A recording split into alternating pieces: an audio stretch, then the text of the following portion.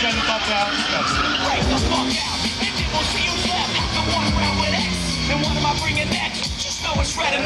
Asta e mașină de viață. Siguranță, ia? Ce avem aici?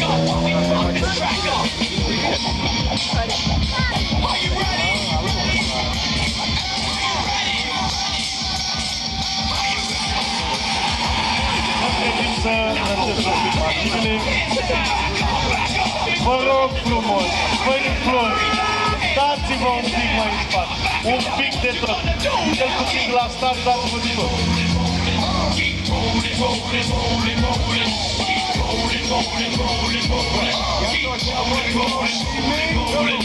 Mulțumesc pentru înțelegere. Toți sunteți niște spectatori extraordinari. Care mai stai la start, să vă înțelegi. Victor! Dă-te după gard.